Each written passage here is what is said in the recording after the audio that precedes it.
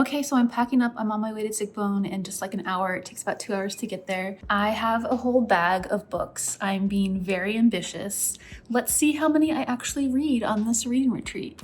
All right, so the first stop is actually to Old Town Books because I'm gonna scan a couple of short stories that we're all gonna read as a group aloud and then discuss. So I'm headed to the bookstore to make some photocopies and have those to hand out to everyone in the groups.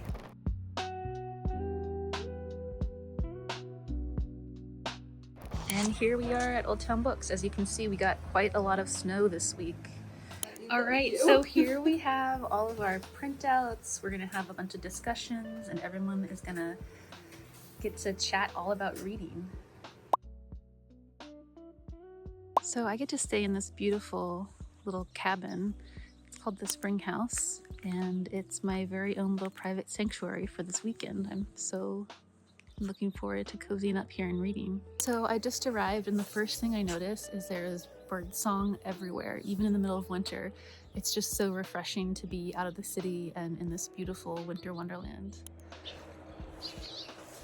There's something magical about gathering around a story. And this winter, we got to do it in one of the most beautiful settings imaginable. Old Town Books partnered with Zigbone Farm, a stunning wedding and retreat venue tucked into the Catoctin Mountains near Frederick, Maryland. When I arrived, the mountains were blanketed in snow. It was so quiet, peaceful, and absolutely perfect for a reading retreat. Our focus for the weekend was the National Book Award long list. We were going to gather together to read The True Story of Raja the Gullible and His Mother by Rabi Al-Madin. Everyone read the book ahead of time, and we came together to really dive in, talking about its voice, its humor, its tenderness, and its layers. It was going to be like book club, but better, because there were going to be cozy couches, a crackling fireplace, delicious snacks, and multiple chances to gather together and talk deeply about the story. The straw bale cabin living room quickly became one of my favorite spots. On the first night, as participants arrived, I curled up there with a book in hand, surrounded by the warm lamplight, soft conversation, and that particular kind of mountain quiet you get only after snowfall. Readers came to the retreat from near and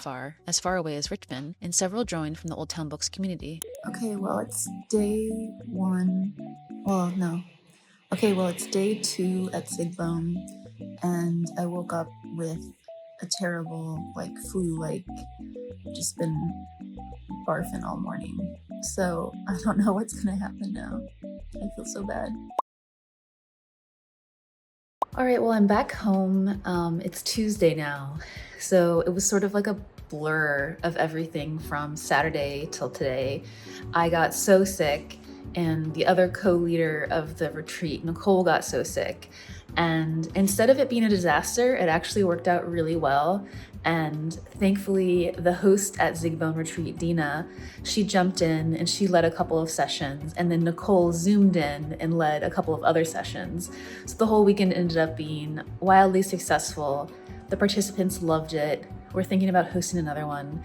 I'm just bummed because I missed all of the fun and all of the delicious food that Dina makes. So, maybe next time this YouTube video will be a little bit more in depth on what happens at a reading retreat. But yeah, this first one, real talk, it was a struggle.